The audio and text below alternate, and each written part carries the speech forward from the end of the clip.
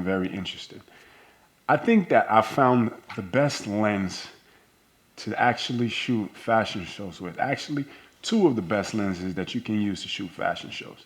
That's the 70-200, and then you have the 85 1.4. I'll tell you why. Let's get into it.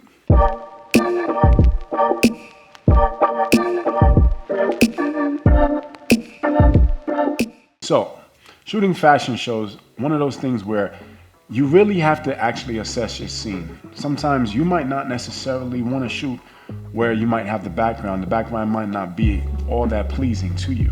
Then again, you might have some times where the background is pleasing and you want to capture everything in it. So this is why I have these two lenses. And with the 70-200, you get a lot of compression in it. So if anybody knows, if you shot with the 70-200, that's a tongue twister.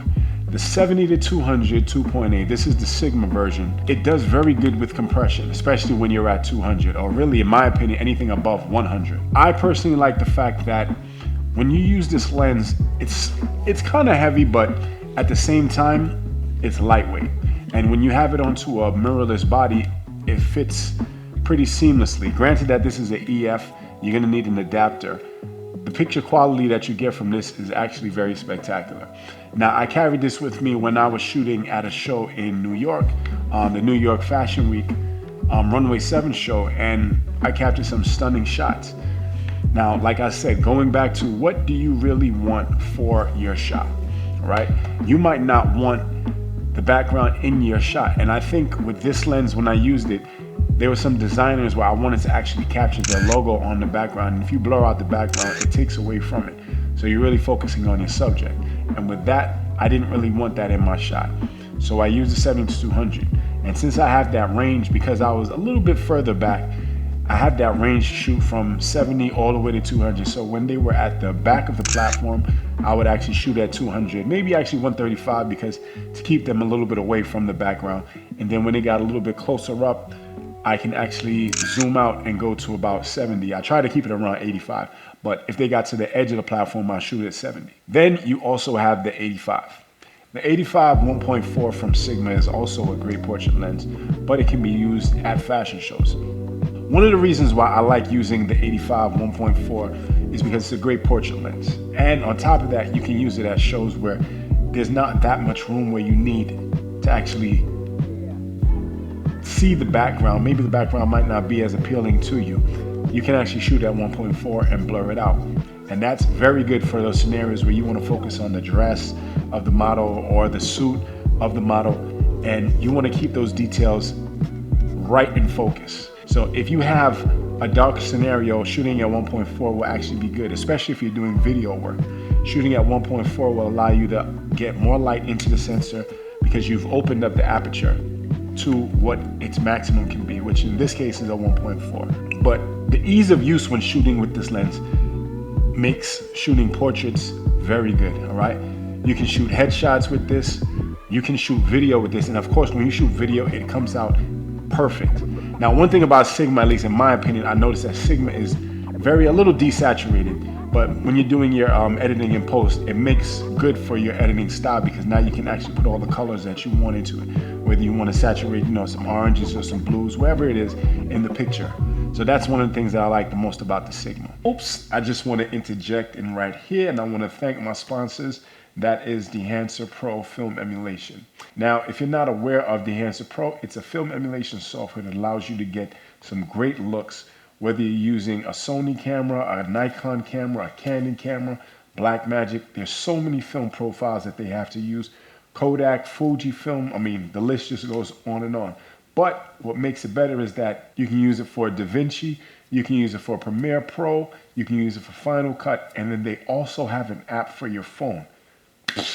Why are you not using this? Photographers, all you have to do is take your pictures, import them, and you have the same amount of film profiles that you have in your computer. You can use them on your phone. You can use the Kodak, the Fujifilm. You can use the CineStyle if you want. It's all there. I'll drop a link below. I'll also drop my code so you can get a discount. Don't forget to use it, and I'll see you guys later. Let's get back to the video.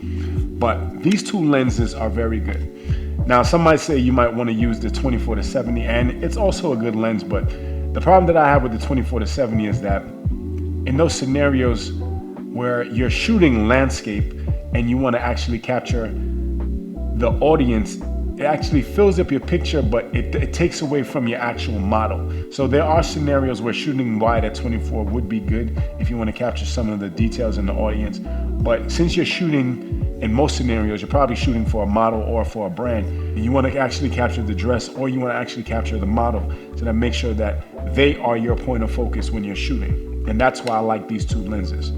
Now, this is also a heavy lens, but once again, this big 85 will give you a great shot. One thing I like about working with this lens is that despite the fact that it doesn't have image stabilization, it's still able to get some good shots. And that just really depends on your shutter speed, of course, and how well you actually keep your shot steady. All right. I have the Canon R5, and using the Canon R5, it has IBIS in there, but you can use the digital stabilization so it crops in just a little bit. And that little bit will give you a great image, especially because you notice that the models are walking towards you. Sometimes the models walk fast, sometimes they walk slower, so you can actually get a perfect shot. But with either of these lenses, you're good to go with a shot. Shooting with anything else, maybe like a 16 or something like that, it wouldn't really suit fashion, and that's just my opinion. Once again, unless you're on the floor, you can be shooting upwards and you want to get some stylistic shots, you can do that. But for the most part, the average person is shooting in the back of the room and they're shooting down the runway. So you want to capture the model in their essence, doing their thing on the walk. I think personally that the 70-200 or the 85 1.4 are one of the best lenses that you can probably use for fashion shooting on the runway. So if you're ever in a scenario and you don't know exactly what to pack, make sure that you have one of these in your bag and you're good to go. I personally would carry the 70-200 only because it gives you a range as opposed to just keeping with the 85. Sometimes, unless you know exactly where you're going to be shooting, this might not be the perfect scenario for you, but the 70-200 will always get you a shot. So you have 70 or you have all the way up to 200. So those are two lenses. Let me know what you guys use. Drop a comment, drop a like, and I'll see you guys on the next one. Peace.